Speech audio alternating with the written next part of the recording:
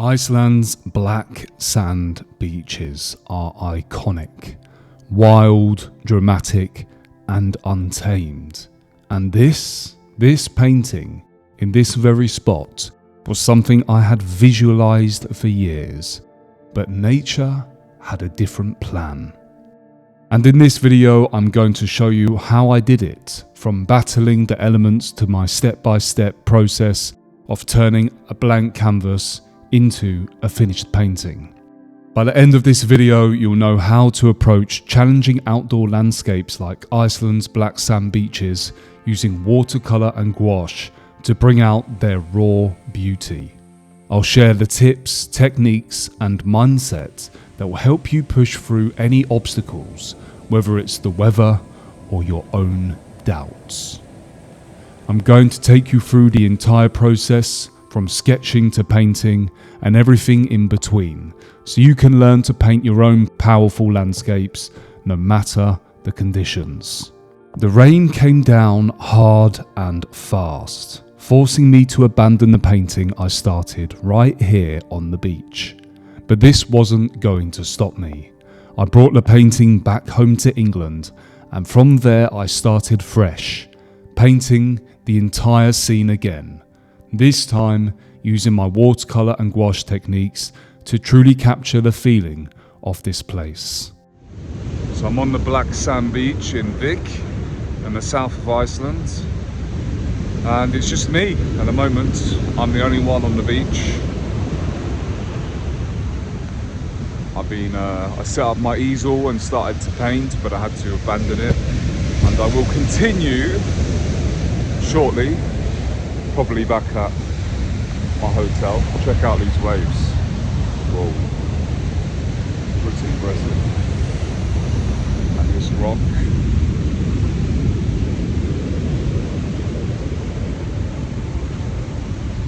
And here it is, the finished painting, the result of battling the elements and putting in the work to bring this vision to life.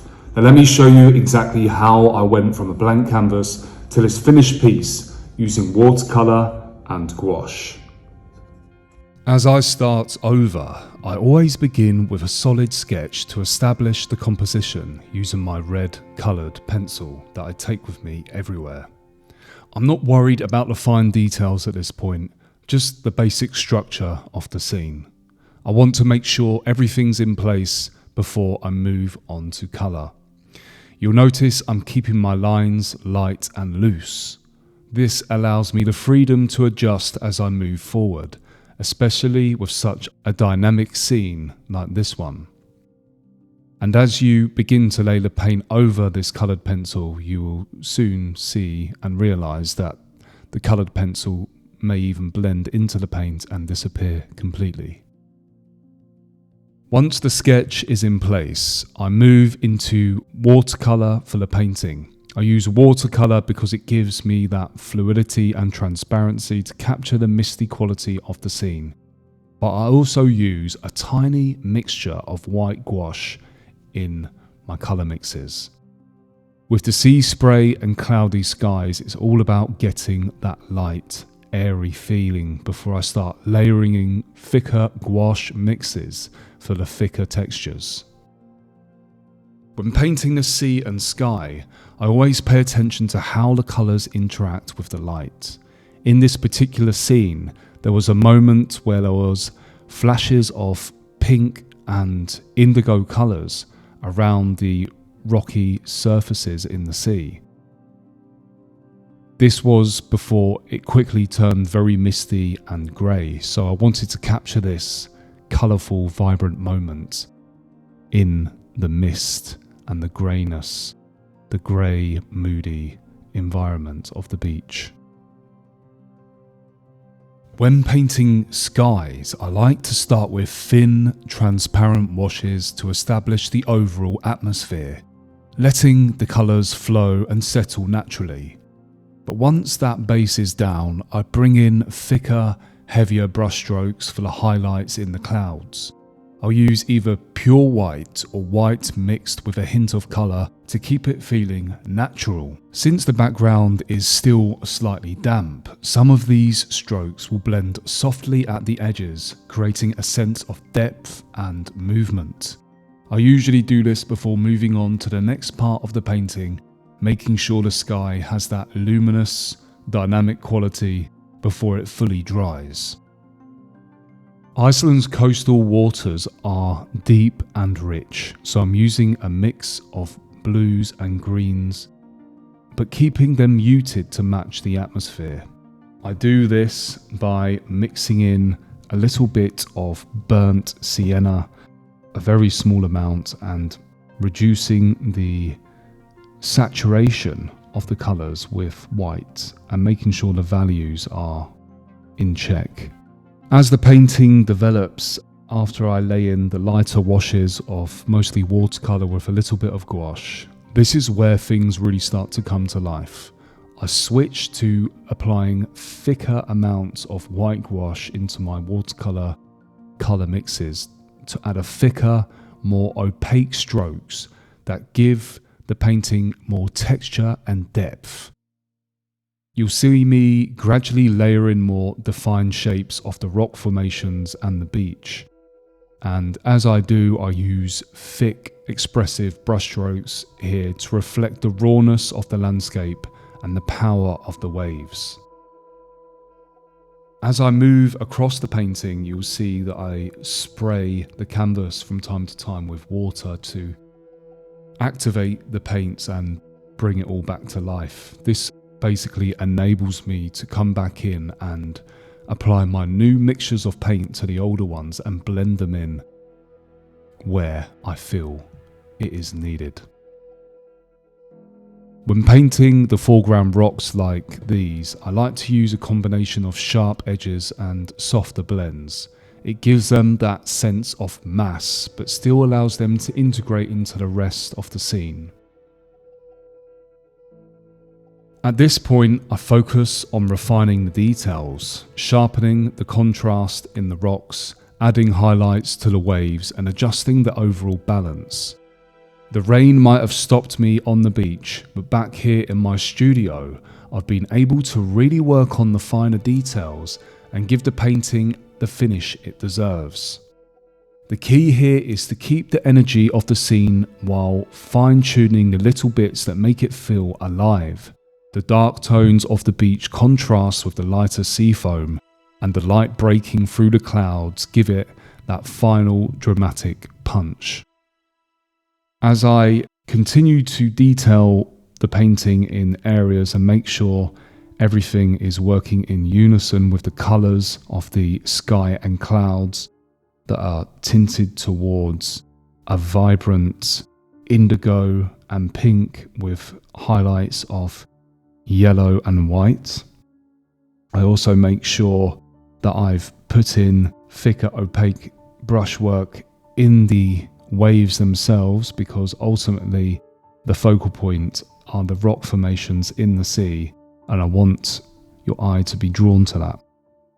But I also make sure that I take some thick white opaque paint and paint in a few of the speckled rocks that I saw on the beach that seem to be very, very reflective in quality, and I add those in on top of the black sand. I check back and forth with the painting as I add the final details here and there, and just make slight adjustments with brushwork and the edges so that the eye isn't drawn to every single part of the painting. And they're constantly going around, checking the mixtures, checking the blends and the brushwork that I've put in, refining the shapes and edges of certain areas until I move towards my finished painting. Plein air painting is always a challenge, but if you go in with the mindset that it's too difficult before you even try, you've already lost. It's easy to talk yourself out of it by saying to yourself, that the weather isn't perfect, or it might rain, or what if I mess up? What if I get wet? Or what if the painting gets wet? But if you let that thinking win, you'll never push your skills forward. You have to at least show up. Put brush to paper or canvas and see what happens. Of course, ideally, you want good weather, but sometimes you just have to work with what you've got. A bit of light rain, that's manageable. You can cover up your palette and painting with a large umbrella. Find a sheltered spot or just embrace it. Sometimes you might get lucky and the rain will pass in a few minutes. Other times, like in my case here, you have to accept when conditions make it impossible to continue. But that doesn't mean you quit. The real battle isn't against the rain, it's against procrastination and the excuse to give up. The key is to adapt, not abandon. That's why I started over again when I got back home. The first attempt was lost to the weather, but the experience of being there, feeling the atmosphere and seeing the scene in person made the final painting so much stronger for me, even though it was only a 2-hour painting study, which I could bring forward further into an even larger painting of the scene in oils or watercolour and gouache again. And that's something you can take into any plein air session. You're not just painting the landscape, you're absorbing the moment, and that will always show in your work. Iceland's landscape feels like something out of a myth. Raw, powerful and alive. As I travelled through the country, I kept noticing shapes in the cliffs, mountains and rock formations, almost as if faces were staring back at me or staring out into the distance. Some were subtle, barely emerging from the rugged stone, while others were unmistakable, like ancient figures carved by time and weather. It's no surprise that Iceland is steeped in folklore, with stories of hidden people and spirits woven into its culture. When you're out there surrounded by towering cliffs and black volcanic beaches, you start to feel like the landscape itself is watching, shifting and breathing. That sense of mystery is something I wanted to capture in this painting, more than just the scene, but the presence of the place. One of the biggest challenges in landscape painting is getting the values right, because without strong values, the painting won't hold together, no matter how good the colours are. A simple way to check this is by squinting at your subject. When you squint, you strip away the details and can clearly see the lightest and darkest areas. This helps you simplify the scene and focus on the overall structure before getting lost in the smaller elements. If the values are off, the painting will feel flat, but if they're accurate, the scene will have depth and impact. And here it is, my interpretation of Iceland's black sand beach, painted from scratch. I hope this video has given you some insights into how I approach landscapes with watercolour and gouache, especially the small studies that I do on my aquarelle watercolour pad. Whether it's battling the elements on location or starting over in a studio, this is definitely something that anybody can do, and I think it's really worth the effort, especially when you go out into nature and you make that intention of trying to capture something on scene, on location. It's extremely rewarding, and obviously, depending on the weather, you can sometimes get a really beautiful and solid colour study down and pack it away in time and take it home. And it really is worth the effort. I really do believe that. And even if you just get started, you can of course take photos of the landscape you're in. I would recommend doing it as soon as you set yourself up, or just before if you see certain colour patterns that you really like. take a number of pictures and you can bring that back home into the studio to work from and combine it with your memory on things that you remember in the scene that might not have been picked up through the camera lens. And as you can see, even though I've removed the tape at the end of the painting, sometimes I'll come back in and make a few final strokes on top with things I may have missed. This is just how I work sometimes. It's quite nice and refreshing to see that white border around the edges that will sometimes reveal a few things for you to add to the painting. I'd love to hear what you think of the painting and the process. Let me know your thoughts in the comments, and if you've ever had to start over from scratch like I did here, I'd love to hear your story.